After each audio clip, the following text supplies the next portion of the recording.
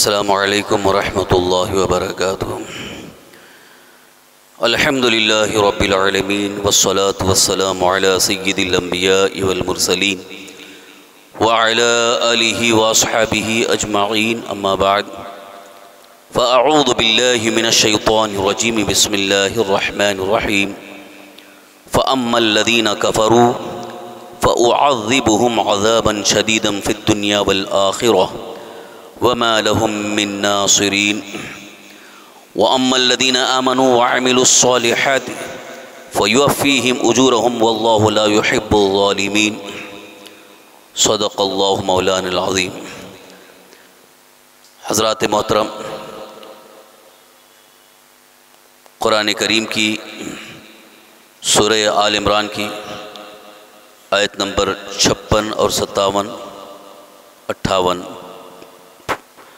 آج ان 3 آیات کی تفسیر بیان کرنے کی سعادت حاصل کروں گا۔ اس سے پیشتر آئیے ہم اور آپ مل کر بڑے ہی ادب احترام اور خلوص و محبت کے ساتھ ہم سب کے آقا حضور رحمت عالم صلی اللہ تعالی وسلم کی بارگاہ بکس پناہ میں درود شریف کا نذرانہ پیش کر لیں۔ پڑھیں اللہم صلی وسلم علی سیدنا مولانا محمد معین الجود والکرم وعلی آلہ واصحابہ بارک وسلم۔ صلاۃ و سلام علیک یا رسول اللہ، صلاۃ و سلام علیک یا حبیب اللہ۔ اللہ تبارک تعالیٰ کا فرمان ہے فَأَمَّا الَّذِينَ كَفَرُوا فَأُعَذِّبُهُمْ عَذَابًا شَدِيدًا فِي الدُّنْيَا وَالْآخِرَةِ، تو وہ جو کافر ہوئے میں انہیں دنیا اور آخرت میں سخت عذاب کروں گا۔ اما الذین کفروا، جو کافر ہوئے، یہاں ذکر تو حضرت عیسیٰ علیہ السلام کا چل رہا تھا کہ حضرت عیسیٰ علیہ السلام کو اللہ تبارک تعالیٰ نے حیات ہی میں، یعنی زندگی ہی میں ان کو اوپر اٹھا لیا، یعنی چوتھے آسمان پر انہیں اٹھا لیا گیا، اور ابھی تک ان کی وفات نہیں ہوئی، موت واقع نہیں ہوئی، بلکہ حضرت عیسیٰ علیہ السلام آج بھی چوتھے آسمان پر زندہ ہیں، مکمل ظاہری حیات ہی کے ساتھ زندہ ہیں۔ اور حضور صلی اللہ علیہ وسلم کی حدیث ہے، حضور صلی اللہ علیہ وسلم نے ارشاد فرمایا کہ قیامت جب قریب آئے گی تو حضرت عیسیٰ علیہ السلام کا نزول ہوگا، وہ اتریں گے۔ تو اس آیت میں جو اس سے پہلے اللہ تعالیٰ نے فرمایا تھا کہ انی متوفیک و رافعک الیہ، کہ ہم آپ کو پوری عمر تک پہنچائیں گے اور آپ کو اوپر اٹھا لیں گے، تو حکم کے مطابق، وعدے کے مطابق اللہ نے انہیں اوپر اٹھا لیا، تو آج تک موجود ہیں۔ اب اس سلسلے میں جو منکر ہیں، جو انکار کرتے ہیں کہ حضرت عیسیٰ علیہ السلام آسمان پر اٹھا لیے گئے، بلکہ یہ کہتے ہیں کہ حضرت عیسیٰ علیہ السلام کو قتل کیا گیا، انہیں صلیب پہ چڑھایا گیا، تو یہ منکر ہیں، یہ کافر ہیں۔ حضرت عیسیٰ علیہ السلام کے قتل کا جو عقیدہ رکھتے ہیں وہ کافر ہیں، یہاں تک کہ جو اپنے آپ کو عیسائی کہتے ہیں، نصارہ ہیں، انگریزی زبان میں کرسچن کہتے ہیں، ان کا عقیدہ یہ ہے کہ حضرت عیسیٰ علیہ السلام قتل کر دیے گئے، ان کو مار دیا گیا اور ان کو صلیب پہ چڑھا دیا گیا، ان کا عقیدہ ہے۔ حالانکہ یہ عقیدہ غلط ہے، اور اس طرح کا عقیدہ رکھنے والے کافر ہیں، کفر میں مبتلا ہیں۔ لیکن آیت کا جو عمومی اطلاق ہے، یعنی آیت میں جو اللہ تعالیٰ نے ارشاد فرمایا فَأَمَّا الَّذِينَ كَفَرُوا، جو بھی کافر ہوئے، جنہوں نے بھی کفر اختیار کیا، ان کے لیے عذاب ہے، سخت سے سخت عذاب ہے۔ اب دنیا کا عذاب کس طریقے سے ہوگا وہ اللہ بہتر جانے، اور آخرت کا جو عذاب ہوگا وہ بھی اللہ بہتر جانے، لیکن حضور صلی اللہ علیہ وسلم کی حدیث پاک کی روشنی میں یہ ہے کہ دنیا کا ان کا عذاب جو ہے وہ ایک طرح سے ان کے اوپر بے اطمینانی، بے سکونی مسلط ہو جائے گی، اور دنیا میں جب ان کو موت آئے گی تو انہیں جلایا جائے گا، موت کی آغوش میں آنے کے بعد ان کے لیے عذاب کا سلسلہ شروع ہو جائے گا۔ اور اگر کچھ کافر اگر ایسے بھی ہیں کہ جنہیں جلایا تو نہیں جاتا ہے، دفن کیا جاتا ہے، جیسا کہ بہت سارے عیسائی ان کے ہاں دفن کرنے کا رواج ہے، یہودیوں میں بھی دفن کرنے کا رواج ہے، لیکن ہیں وہ کافر۔ تو اگرچہ انہیں جلایا نہیں جایا، دفن کیا جا رہا ہے، لیکن قبر کے اندر ان کے لیے عذاب کا سلسلہ شروع ہو جائے گا۔ اور جن کو جلایا گیا، جلانے کے بعد ظاہر ہے کہ جسم سلامت نہیں رہا، بلکہ مکمل جل کر کے راکھ ہو جاتے ہیں، بلکہ ان کی راکھ کو کہیں دریا میں ڈال دیا جاتا ہے، ادھر ادھر منتشر کر دیا جاتا ہے۔ تو وہ تو یہ سمجھتے ہیں کہ اس انسان کو مکمل ختم کر دیا گیا، یعنی اس کو جلا دیا گیا، اس کی راکھ کو ادھر ادھر پھینک دیا گیا، لیکن اللہ تعالیٰ کے حکم کے مطابق ان کو جب عذاب دیا جائے گا تو پھر ویسے ہی ان کا جسم تیار ہوگا اور انہیں عذاب ہوگا۔ اگرچہ انہیں جلا دیا گیا ہے، لیکن پھر جسم تیار ہوگا اور اس کے مطابق اللہ تبارک تعالیٰ کے حکم سے ان پر عذاب ہوگا۔ یعنی جو بھی کافر مرے ان کے لیے عذاب ہے، دنیا میں بھی ہے اور آخرت میں بھی ہے۔ اب یہاں لفظ کافر، تو اس کی ایک تھوڑی سی تشریح اور اس کی وضاحت کر دوں، زیادہ بہتر ہوگا، تاکہ اس کا حکم بھی آپ کو معلوم ہو جائے کہ کافر کہتے کسے ہیں۔ شریعت مطہرہ کی نظر میں کون کافر کہلاتا ہے، کس کو کافر کہا گیا؟ سب سے پہلے تو یہ ہے کہ جنہوں نے اللہ کی وحدانیت کو نہیں مانا، اللہ کے ایک ہونے کو نہیں مانا، کئی اور خداؤں کو مان لیا، تو وہ بھی کافر ہے۔ وہ کافر ہے، اللہ کے ایک ہونے کا عقیدہ نہیں رکھتا ہے بلکہ کئی خدا ہونے کا عقیدہ رکھتا ہے، تو وہ کافر ہے۔ تو یہ عقیدہ توحید کے خلاف ہے کہ اللہ کے علاوہ کسی کو معبود ماننا، کسی کو خدا ماننا، کسی کو رب ماننا، یہ عقیدہ توحید کے خلاف ہے۔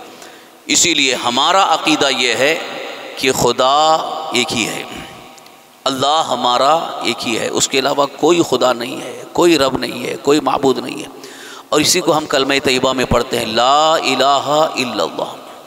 لا الہ الا اللہ کا مطلب کوئی معبود نہیں، معبود کا مطلب جس کی عبادت کی جائے۔ جیسے ہم نماز پڑھ رہے ہیں، یہ عبادت کر رہے ہیں، کس کے لیے کر رہے ہیں؟ اللہ کے لیے۔ رمضان شریف کے روزے رکھ رہے ہیں یا اس کے علاوہ بھی روزے رکھ رہے ہیں، یہ عبادت ہے کس کے لیے؟ اللہ کے لیے۔ حج بھی اگر کر رہے ہیں تو اللہ کے لیے۔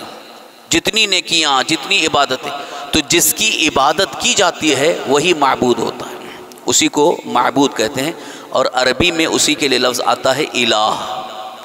الہ، حمزہ زیر، یعنی الف کے نیچے زیر اور پھر لام کھڑا زبر اور ہا، الہ۔ الہ کا مطلب معبود، جس کی عبادت کی جائے۔ تو کلمہ طیبہ ہم کیا پڑھتے ہیں؟ لا الہ۔ لا کا مطلب نہیں، لا الہ کوئی معبود نہیں، کوئی معبود نہیں، یعنی جس کی عبادت کی جائے کوئی معبود نہیں، الا اللہ۔ الا کا مطلب مگر، الا اللہ مگر اللہ، یعنی کوئی معبود نہیں ہے سوائے اللہ کے، یعنی اللہ ہی معبود ہے، اللہ ہی ہمارا خدا ہے، ہمارا رب ہے۔ یہ عقیدہ توحید ہے۔ اس عقیدہ توحید کے خلاف جو بھی عقیدہ ہوگا وہ کفر ہے۔ یعنی اگر کسی کو بھی خدا مان لیتا ہے، درخت کو خدا مان لیتا ہے، سورج کو خدا مانتا ہے، آگ کو خدا مانتا ہے، تو یہ سب کے سب کافر کہلائیں گے۔ شریعت کی نظر میں انہیں کافر کہا گیا کہ جو اللہ کے علاوہ کسی کو بھی خدا مانتا ہے تو وہ کافر ہے۔ اور اسی کو شرک بھی کہا گیا اور اس شخص کو مشرک کہا گیا۔ کفر جو ہے، اور کئی اور معاملات ہیں کفر کے، یہ تو انکار کی بنیاد پر تو کافر ہو گیا، اور اللہ کے ساتھ کسی کو شریک کرنے کی وجہ سے، شریک کرنا مطلب جیسے ہمارا اللہ خدا ہے، ایسے ہی اگر کسی اور کو بھی خدا مانتا ہے تو یہ شرک ہو گیا، اسی کو اس شخص کو مشرک کہتے ہیں۔ عیسائی مشرک ہیں کیونکہ وہ تین خدا کو مانتے ہیں، ان کے عقیدے میں تین خدا ہیں، ایک تو نیکیوں کا پیدا کرنے والا، ایک برائی کا پیدا کرنے والا، اور ایک حضرت عیسیٰ علیہ السلام، یعنی حضرت عیسیٰ علیہ السلام کو بھی وہ خدا مانتے ہیں، یا حضرت عیسیٰ علیہ السلام کو ان میں سے کچھ لوگ جو ہے وہ خدا کا بیٹا کہتے ہیں۔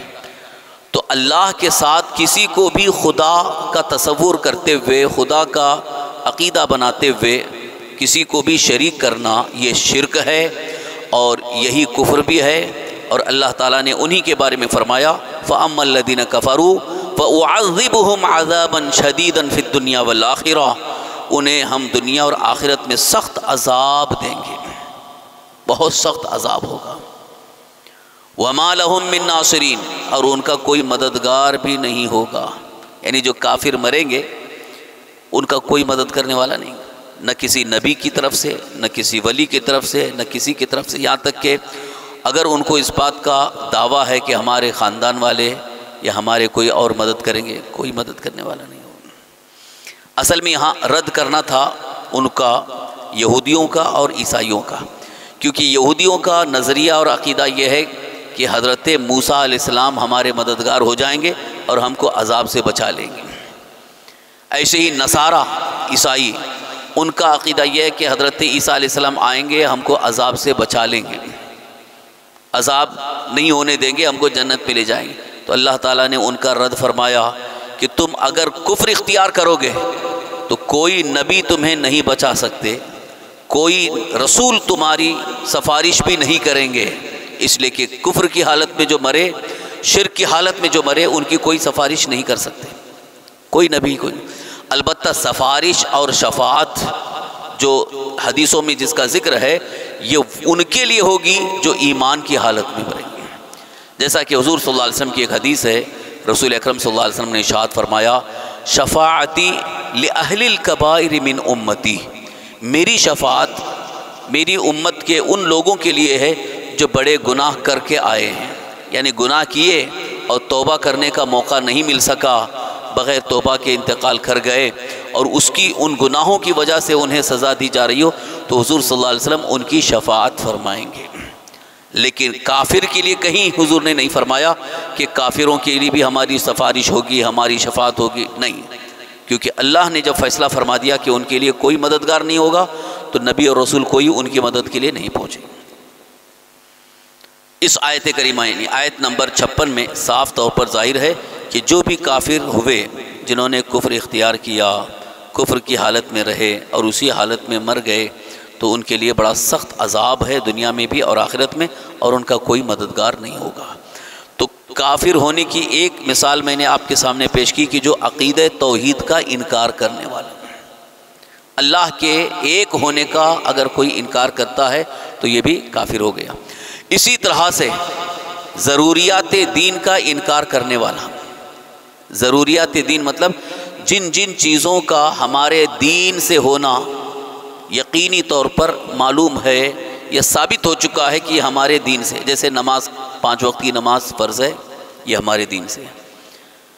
جو شخص مالک نصاب ہو جائے، اس پر زکوٰۃ فرض ہو گئی، تو یہ زکوٰۃ کا فرض ہونا یہ ہمارے دین سے ہے، ضروریات دین میں سے ہے۔ جو شخص صاحب نصاب ہو گیا، صاحب استطاعت ہو گیا، اس کے اوپر حج فرض ہو گیا، تو یہ حج کا فرض ہونا یہ ضروریات دین میں سے ہے۔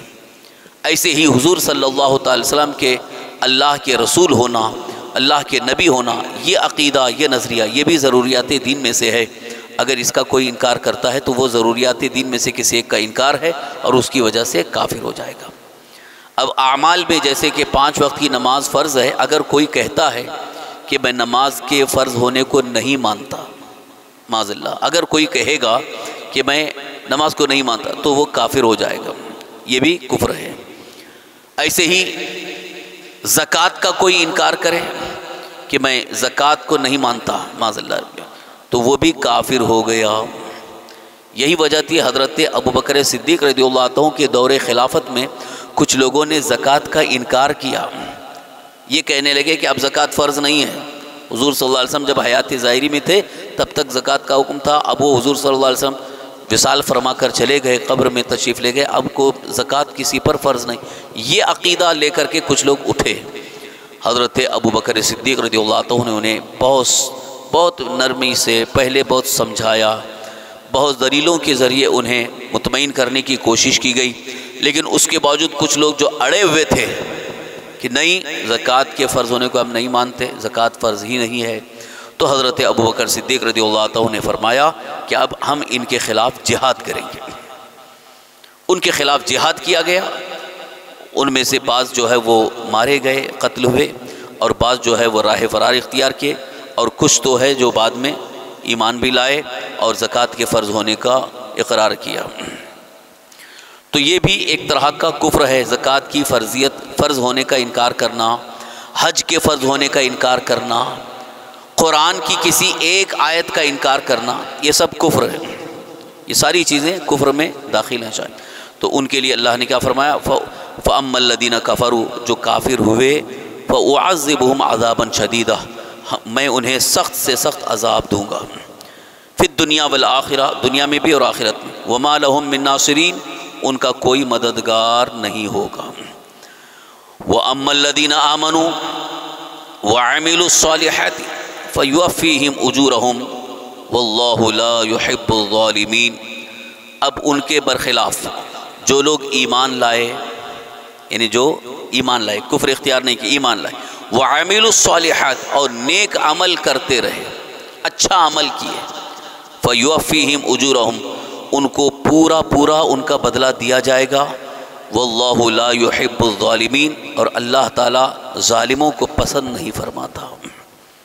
اس آیت میں صاف طور پر ظاہر ہے کہ ایمان والوں کے لیے اور نیک عمل کرنے والوں کے لیے اللہ تعالیٰ کی بارگاہ سے بے پناہ اجر و ثواب ہے، اور ان کے لیے ایسے انعامات ہیں کہ جن کا وہ کبھی تصور بھی نہیں کر سکتے، سوچ بھی نہیں سکتے۔ ایمان والوں کے لیے ایمان اور عمل صالح یہ دونوں ضروری ہیں۔ تو آج کی اس محفل میں یہ دو چیزیں اپنے ذہن میں آپ محفوظ رکھیں کہ ہماری زندگی میں دو بڑی اہم چیزیں ہیں ہمارے لیے۔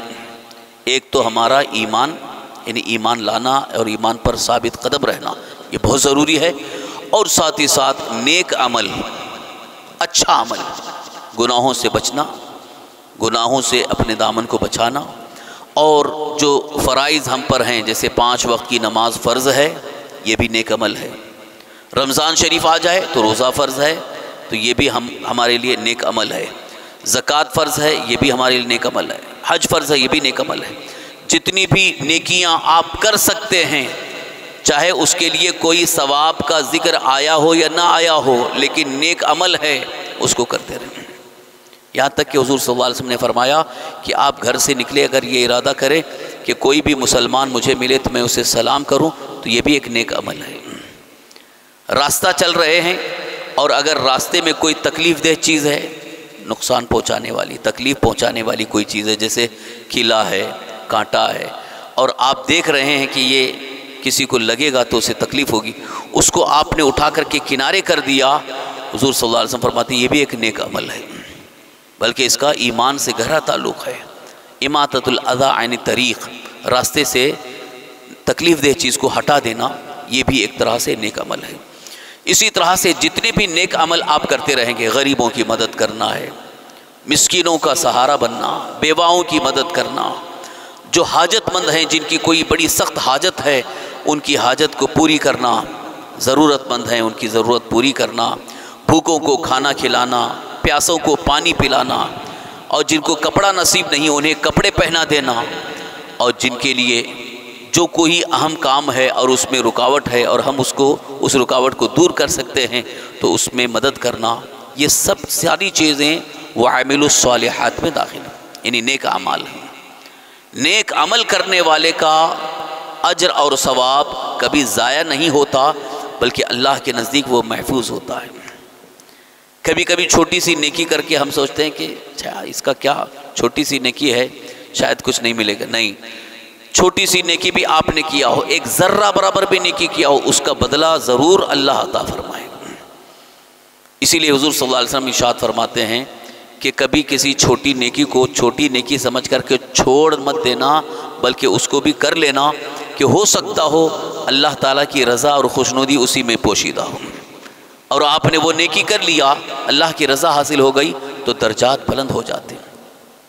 کئی بار آپ نے سنا ہوگا، صرف وقت کی بنیاد پر مثال دے رہا ہوں، حضرت بشر حافی رضی اللہ عنہ ایک بہت بڑے شرابی تھے، ہمیشہ شراب کے نشے میں دھت رہتے تھے، شراب کی عادت بنی ہوئی تھی، لیکن ایک دن اتفاق سے شراب کے نشے میں جا رہے تھے، اچانک ان کی نظر پڑی ایک کاغذ کا ٹکڑا نیچے گرا ہوا ہے۔ ان کی نظر پڑی کہ وہ کاغذ کا ٹکڑا صرف کاغذ نہیں تھا، بلکہ اس میں بسم اللہ الرحمن الرحیم لکھا ہوا تھا۔ بس نظر پڑی، اس کو آپ نے جھک کر کے اس کو اٹھا لیا، لے لیا، اس کو صاف کیا، بوسہ دیے، آنکھوں سے لگائے، اور یہ اللہ کا نام ہے اور یہاں کیچڑ میں نیچے پڑا ہوا ہے، لہٰذا یہ اچھا نہیں ہے۔ اس کو فوراً اٹھا کر کے آپ نے صاف کیا، بوسہ دیا اور کسی اونچی جگہ پر رکھ دیا، اونچی جگہ پہ رکھ دیا۔ یہ اللہ کا نام ہے، یہ نیچے پڑا ہوا نہیں رہنا چاہیے، اونچی جگہ پہ۔ اب اللہ تعالیٰ کو یہ نیکی اتنی پسند آ گئی کہ اس وقت کے جو ولی تھے حضرت سری سقطی رحمۃ اللہ علیہ، ان کو اللہ کی بارگاہ سے پیغام آیا کہ جاؤ بشر حافی کو ہمارا سلام کہہ دینا، بشر حافی کو ہمارا سلام کہہ دینا۔ حضرت سری سقطی بھی تعجب میں ہے، یہ شرابی جو ہمیشہ شراب کے نشے میں رہنے والا، اس کو اللہ کی طرف سے سلام آ رہا ہے۔ حضرت سری سقطی گئے ڈھونڈنے کے لیے کہ بشر کہاں ہے، تو لوگوں نے بتایا کہ دیکھو وہ شراب خانے میں بیٹھے ہوں گے، جن کی عادت تھی ہمیشہ اکثر وہ شراب خانے میں رہتے تھے۔ تو حضرت سری سقطی رحمۃ اللہ علیہ جو وقت کے ولی کامل ہیں، اتنے بلند پایا بزرگ ہیں، وہ ڈھونڈتے ہوئے جب ان کو بتایا گیا کہ وہ بشر شراب خانے میں بیٹھے ہیں، تو وہیں گئے، جا کے دروازہ کھٹکھٹایا، دروازہ بند تھا، دروازہ کھٹکھٹایا، دروازہ کھولے تو سب بیٹھے ہوئے تھے۔ انہوں نے پوچھا کہ بشر کہاں ہے، کہ وہ نشے میں ہے۔ تو حضرت سری سقطی کہنے لگے ارے ان کو تو اللہ کا سلام آیا ہے، میں سلام پیش کرنے کے لیے آیا ہوں۔ جا کے کسی نے کہا بشر سے کہ سری سقطی آئے ہیں، تم کو اللہ کی طرف سے سلام آیا پیغام پہنچانے کے لیے۔ تو حضرت بشر ادھر نشے میں تھے، اتنا سننا تھا، ننگے پیر ویسے ہی بھاگتے ہوئے آئے، ننگے پیر بھاگتے ہوئے آئے حضرت سری سقطی کے پاس، اور حضرت سری سقطی نے کہا بشر تو نشہ کر رہا ہے، اللہ نے تجھے سلام بھیجا ہے۔ بس اتنا سننا تھا، ان کو اتنا احساس ہو گیا کہ میرے پروردگار نے، رب نے مجھے سلام بھیجا ہے۔ اسی وقت حضرت سری سقطی کے ساتھ گئے اور کہا کہ آج میں سچے دل سے توبہ کر لیتا ہوں۔ حضرت سری سقطی رحمۃ اللہ نے کہا کہ جاؤ نہاؤ، غسل کرو اور پھر آؤ اللہ کی بارگاہ میں توبہ کر لو۔ تو حضرت بشر گئے، نہائے اور پھر سیدھے مسجد میں اللہ کے گھر میں پہنچے اور رو رو کر کے اللہ کی بارگاہ میں گڑ گڑا کی دعا کی، مولا میں تو گناہ گار تھا، میں تو شرابی تھا، نشے میں رہتا تھا، تیرا سلام آ گیا، مجھے تو نے یہ اہمیت دی ہے۔ توبہ کرتے رہے، اللہ کی بارگاہ میں ان کی توبہ قبول ہو گئی۔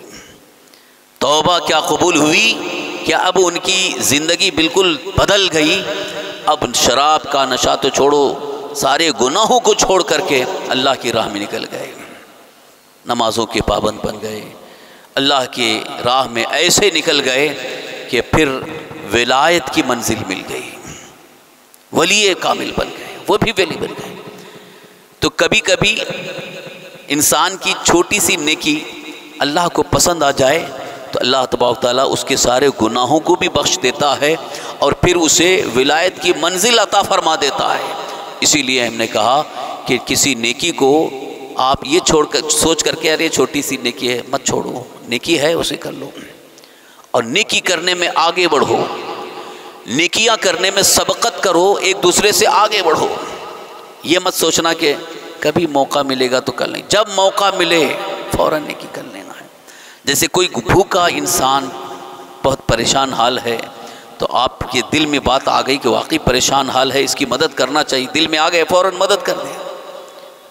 بعد میں دیکھنا ہے کہ واقعی وہ سچا ہے کہ جھوٹا ہے، کیا ہے، لیکن واقعی ہم کو دیکھنے میں دکھ رہا ہے کہ یہ بہت پریشان حال ہے، اس کی آپ نے مدد کر دی۔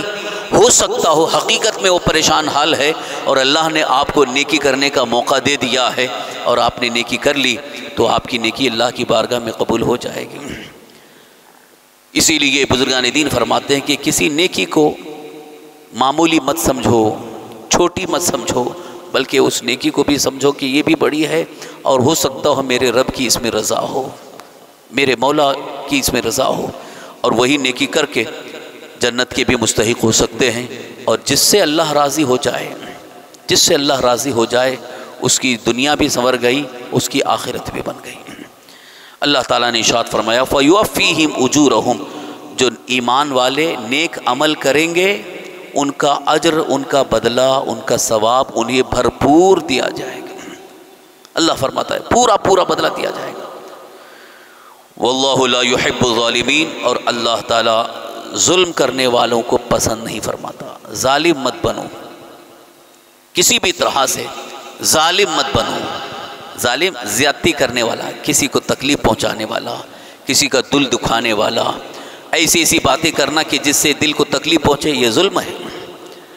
اور کسی پریشان حال کا مذاق اڑانا، یہ بھی ظلم ہے۔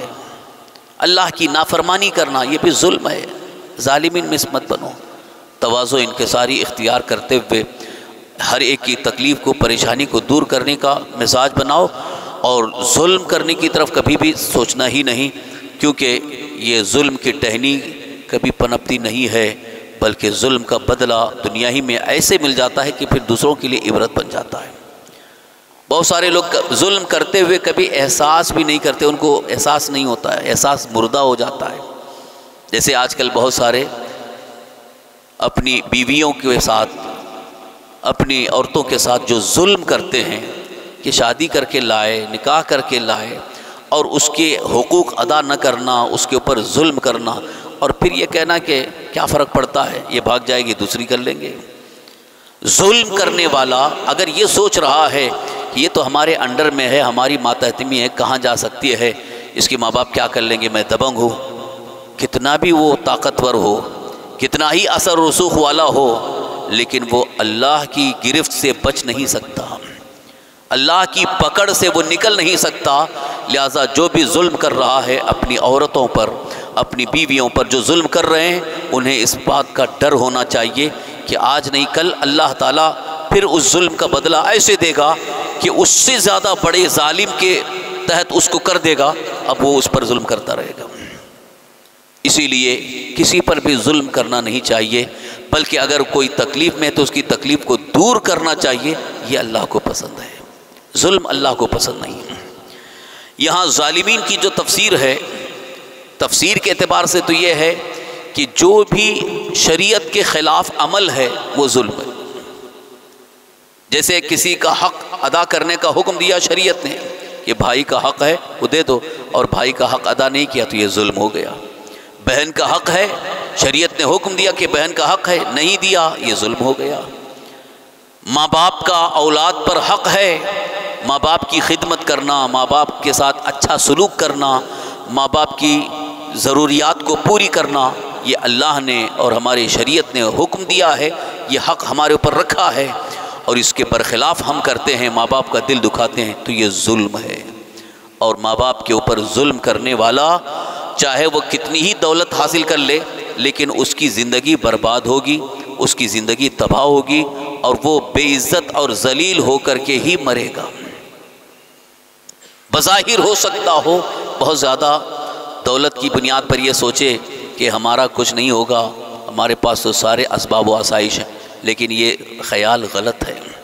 ماں باپ کا دل دکھانے والا کبھی ترقی نہیں پا سکتا۔ وقتی طور پر اگر ترقی بھی ملی تو پھر چند دنوں کے بعد وہ ساری چیزیں اس کی ختم ہو جائیں گی۔ لہٰذا یاد رکھیے، ماں باپ کے ساتھ حسن سلوک کرنا، اچھا سلوک کرنا، اچھا برتاؤ کرنا، ان کی خدمت کرنا، ان کا لحاظ کرنا، ان کی مدد کرنا، یہ ایک بہت بڑی نیکی ہے، بہت بڑی نیکی ہے۔ سرکار دو عالم صلی اللہ علیہ وسلم سے جب پوچھا گیا تھا، صحابہ نے پوچھا تھا کہ یا رسول اللہ بڑی نیکیوں میں سے کیا ہے، تو حضور نے ارشاد فرمایا بر الوالدین، والدین کے ساتھ نیکی کرنا یہ بہت بڑی نیکی ہے۔ بلکہ ایک روایت کے مطابق والدین کے ساتھ نیکی کرنا حج اکبر کے برابر ثواب ہے۔ حج اکبر، جس حج کے لیے انسان لاکھوں روپے خرچ کر کے، محنت کر کے، کوشش کر کے حج کر لیتا ہے، لیکن حضور صلی اللہ علیہ وسلم فرماتے ہیں ماں باپ کے ساتھ نیکی کرو تمہیں حج اکبر کا بھی ثواب ملے گا۔ اور جو اس کے برخلاف ماں باپ کا دل دکھاتے ہیں، ماں کی تو کوئی حیثیت ہی نہیں ہے، ماں باپ کے ساتھ ایسا ظلم کرتے ہیں کہ ان کا دل دکھاتے رہتے ہیں، اور پھر سمجھتے ہیں کہ ہم نے کیا کیا، کچھ نہیں ہے۔ احساس کرو، خاص طور پر آج کی اولاد جو ماں باپ کو ٹھکرا کر کے صرف اپنی خواہش کے لیے، اپنی چند روزہ چند دنوں کی لذت کے لیے ماں باپ کی زندگی بھر کی محنتوں پر پانی پھیر دیتے ہیں۔ اگر تھوڑی دیر کے لیے وہ سوچیں کہ جن ماں باپ نے پیدا ہونے کے بعد سے ہماری ہر ضرورت کا خیال کیا، جن ماں باپ نے ہمیں تکلیف میں نہیں رکھا بلکہ ہمیں آرام دینے کے لیے خود تکلیف میں رہے، دن بھر دھوپ میں باپ کمائی کرتا رہا اس لیے کہ میں اپنی اولاد کو کچھ تو کما کر کے کھلا سکوں، اس کی تعلیم کا انتظام کر سکوں۔ وہ باپ جس نے دن بھر محنت کیا، مزدوری کیا، دھوپ میں چھاؤں میں ہر طرح سے زندگی گزاری صرف اپنی اولاد کے لیے، اور جب وقت آتا ہے نکاح کا، شادی کا، کوئی باپ سے کہتا ہے کہ آپ کی چوائس نہیں چلے گی، میری چوائس چلے گی، میری خواہش کے مطابق میں کروں گا۔ اگر ماں باپ پسند کر کے کریں بھی تو کہے نہیں، ہم اپنی طرف سے کریں گے۔ یہ ہے ظلم، یہ ہے ظلم کہ جن ماں باپ نے تمہارے لیے اپنی زندگی پوری کھپا دی، اور اس وقت میں جب ان کو پھل دیکھنے کا وقت آیا کہ ہم اپنی اولاد کے لیے ہم اچھا، کیونکہ کوئی بھی ماں باپ اپنے اولاد کا کبھی برا نہیں چاہتے، کوئی ماں باپ اپنی اولاد کے لیے برا کبھی نہیں سوچ سکتے، خیر خواہی ہی کا جذبہ ہوتا ہے، بدخواہی تو ان کے ذہن و خیال بھی نہیں آتی، لیکن اولاد سمجھتی نہیں ہے کہ یہ ہمارے حق میں بھلائی سوچ رہے ہیں، اچھائی سوچ رہے ہوں گے، نہیں، وہ کیا سمجھتے ہیں کہ یہ ہمارے دشمن ہو گئے، ہم کو یہاں نہیں کرنے دینا چاہتے ہیں، ہم کو وہاں کرنے دینا چاہتے ہیں۔ معاذ اللہ رب العالمین، ماں باپ کے حوالے سے اس طرح کی بدگمانی یہ انتہائی ظلم ہے، اللہ رب العزت کو بالکل یہ پسند نہیں ہے، کیونکہ حضور صلی اللہ علیہ وسلم نے ارشاد فرمایا کہ ماں باپ کی رضا اور خوشنودی میں اللہ کی رضا ہے، اللہ کی رضا ہے، اور اگر ماں باپ ناراض ہیں تو اللہ ان سے ناراض ہے۔ اب وہ رات بھر نفل پڑھتا رہے تو کیا فائدہ، رات بھر تسبیح پڑھتا رہے، اور آج کل تو یوٹیوب پہ ایک سے ایک وظیفہ مل رہا ہے۔ وظیفہ کیا ہے کہ یہ 100 بار پڑھ لو دولت کے انبار لگ جائیں گے، یہ وظیفہ پڑھ لو 3 دن میں اب تمہارے گھر میں دولت آنا شروع ہو جائے گی۔ یا ماں باپ کا دل دکھا کے بیٹھے وظیفہ پڑھ رہے ہیں، ایسے وظیفوں سے کچھ نہیں ملنے والا ہے۔ پہلے رب کو راضی کرو، اور رب کو راضی کرنے کے لیے والدین کو بھی راضی کرنا ہوگا۔ جو ماں باپ کا دل دکھا کر کے اگر وہ نوافل بھی پڑھتا ہے تو وہ نوافل، وہ نفل نمازیں، وہ روزے اللہ کی بارگاہ میں قبول نہیں۔ اگر اللہ تبارک تعالیٰ کی طرف سے پیغام آئے تو تمہیں یہی پیغام آئے گا کہ پہلے اپنے ماں باپ کا دل خوش کرو، تمہاری نفل نمازیں ہم قبول کریں گے۔ اور اللہ کی رحمت کا تو معاملہ ایسا ہے، اللہ کی رحمت کا معاملہ ایسا ہے کہ بندے کی ہر نیکی کو اللہ قبول فرماتا ہے، اس پر رحمت فرماتا ہے، لیکن جہاں ماں باپ کی ناراضگی آ گئی اللہ کی رحمت روٹ جاتی ہے، رحمت واپس ہو جاتی ہے۔ فرشتوں کو جو روزی تقسیم کرنے کے لیے اللہ تعالیٰ بھیجتا ہے وہ بھی دیکھتے ہیں کہ اگر ماں باپ کا دل دکھانے والا ہے تو فرشتے اس کے گھر کے قریب بھی نہیں جاتے ہیں، دور ہی سے نکل جاتے ہیں، یہ ماں باپ کا دل دکھانے والا ہے۔ پھر یہاں روزی کے لیے پریشان ہو کر کے باباؤں کے چکر لگاتے ہیں کہ یہ تعویذ مل جائے گی تو روزی مل جائے گی، بابا کوئی تعویذ دے دیجیے۔ میں ان لوگوں سے کہنا چاہتا ہوں جو ابھی بھی صرف اور صرف تعویذ کے چکر میں ہیں اور ماں باپ کو خوش کرنے کے لیے تیار نہیں ہیں، پہلے ماں باپ کا دل خوش کرو اور ان سے کہو کہ آپ ہمارے حق میں دعا کرو، انشاءاللہ ماں باپ دعا کریں گے تو آپ کی روزی کا سلسلہ جاری ہو جائے گا، کیونکہ ماں باپ کی دعائیں بھی بڑی اثر رکھتی ہیں۔ جو تعویذ سے اثر نہیں ہوگا وہ ماں باپ کی دعاؤں کا اثر ہوگا۔ تعلیم کے میدان میں اگر کامیابی چاہتے ہیں تو پہلے ماں باپ کی دعائیں لو۔ بہت سارے آج کل کے بچوں کو یہ تربیت آئی نہیں ہے، وہ سمجھتے ہیں کہ میں نے محنت کیا ہے ایگزام میں پاس ہو جاؤں گا۔ محنت آپ کی ہے، محنت آپ نے کیا ہے، بہت اچھی بات ہے، لیکن ماں باپ کی دعائیں لے کر کے ایگزام میں جاؤ، امتحان میں جاؤ، اور ادھر تمہاری محنت کے ساتھ ساتھ ماں باپ کی جب دعائیں رہیں گی تو وہ امتحان بھی تمہارے لیے آسان ہو جائے گا۔ مشکل سوالات کے جوابات اللہ کی جانب سے تمہارے ذہن میں ڈال دیے جائیں گے اور پھر کامیابی کا صحرا آپ کو ملے گا۔ اسی لیے ماں باپ کی نیکی، ماں باپ کے ساتھ حسن سلوک اور ماں باپ کا لحاظ کرنا، ماں باپ کا ادب و احترام کرنا، ماں باپ کی ہر ضرورت کا خیال رکھنا، یہ اللہ کی بارگاہ میں بہت بڑی نیکی ہے۔ اس نیکی سے کبھی بھی دور نہ ہوں، بلکہ اس نیکی کو جلدی کرنے کی کوشش کریں، کیونکہ پھر موقع اگر ہاتھ سے چلا گیا تو یہ موقع ملنے والا نہیں ہے۔ سوچنا چاہیے کہ ابھی ماں باپ زندہ ہیں تو ہم کو ان کی خدمت کا موقع مل رہا ہے، یہ چلے جائیں گے تو کہاں سے موقع ملے۔ جن کے ماں باپ دنیا سے رخصت ہو گئے، پوچھو ان کے دل سے کہ دل میں خواہش ہوتی ہے کہ اس ماں کے قدم دباؤں، اس کے پیر دباؤں، اس کی خدمت کروں، لیکن جو ماں دنیا سے چلی گئی ہے کیا خدمت ہوگی؟ اب دوسری انداز سے خدمت ہوتی ہے، ان کے لیے ایصال ثواب کرو، ان کے جو دوست و احباب ہیں، ان کے سہیلیاں ہیں، ان کے رشتہ دار ہیں، ان کے ساتھ حسن سلوک بھی ایک طرح سے خدمت ہوتی ہے، لیکن جب تک زندہ ہیں کوئی قدر نہیں ہے، اور جب ان کا انتقال ہو جاتا ہے تب افسوس کرتے ہیں کہ ارے ہمارے ہاتھ سے چلے گئے۔ زندگی کا کوئی بھروسہ نہیں، جب تک ماں باپ زندہ ہیں ان کی قدر کرو، ان کا لحاظ کرو اور ان کی بھرپور خدمت کرو، کیونکہ یہ نیکی ایک بہت بڑی نیکی ہے، بلکہ میں نے ابھی کہا کہ یہ حج اکبر کے برابر ثواب ہے، اس نیکی کو ہاتھ سے جانے نہ دو۔ اللہ تعالیٰ کا وعدہ ہے کہ جو ایمان والے نیک عمل کرتے رہیں گے ہم ان کو بھرپور یعنی پورا بدلہ عطا کریں گے۔ واللہ لا يحب الظالمین، اور اللہ تعالیٰ ظالموں کو پسند نہیں فرماتا۔ ذالک نتلوہ علیک من الآیات والذکر الحکیم، اللہ تعالیٰ ارشاد فرماتا ہے یہ ہم تم پر پڑھتے ہیں کچھ آیتیں اور حکمت والی نصیحت، یعنی یہ آیتیں اللہ کی طرف سے یہ ہمارے لیے نصیحت ہے، یہ ہمارے لیے بے انتہا فائدہ مند ہیں، ان پر ہم عمل کریں گے تو اللہ تبارک تعالیٰ کی بارگاہ میں مقبول ہوں گے اور ہماری نیکیاں بھی قبول ہو جائیں گے۔ اللہ تعالیٰ کی بارگاہ میں دعا ہے اللہ تعالیٰ ہم سب کی مغفرت فرمائے۔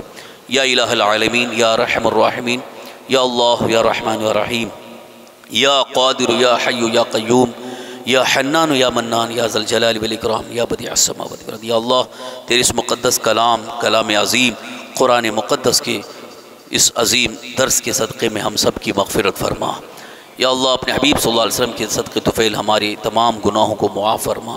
یا اللہ ہمیں ہر گناہ ہر برائی سے محفوظ فرما، شریعت مطہرہ کے تمام احکام پر عمل کی توفیق عطا فرما۔ یا اللہ یا رحمان و رحیم ہماری تمام پریشانیوں کو دور فرما۔ یا اللہ ہماری تمام مشکلیں آسان فرما۔ یا اللہ ہم میں جو بھی بیمار ہیں انہیں شفاء کاملہ عاجلہ، صحت و عافیت و تندرستی نصیب فرما۔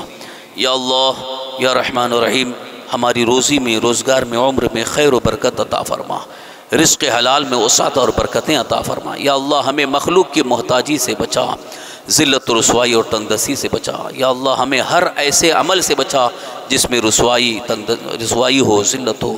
یا اللہ ہمیں کفار و مشرکین کے شر و فساد اور فتنوں سے محفوظ فرما۔ یا اللہ ہمیں امن و امان اور عافیت عطا فرما۔ یا اللہ ہمیں دنیا اور آخرت کی خیر اور بھلائی عطا فرما، دنیا اور آخرت کی خیر اور بھلائی عطا فرما، تمام جائز مرادیں نیک تمنائیں پوری فرما۔ یا اللہ ہمیں ایمان پر زندہ رکھ، ایمان ہی پر خاتمہ نصیب فرما۔ اللہم ربنا آتنا فی الدنیا حسنۃ وفی الآخرۃ حسنۃ وقنا عذاب النار۔ ربنا تقبل منا انک انت السمیع العلیم وتب علینا انک انت التواب الرحیم۔ قال اللہ تبارک وتعالی فی شان حبیبہ الکریم ان اللہ وملائکتہ یصلون علی النبی یا ایہا الذین آمنوا صلوا علیہ وسلموا تسلیما۔ اللہم صلی وسلم علی سیدنا مولانا محمد معین الجود والکرم وعلی آلہ وصحبہ بارک وسلم۔ صلاة و سلام علیک یا رسول اللہ صلی اللہ تعالی علیہ وسلم۔ سبحان ربک رب العزة عما یصفون وسلام علی المرسلین والحمد للہ رب العالمین۔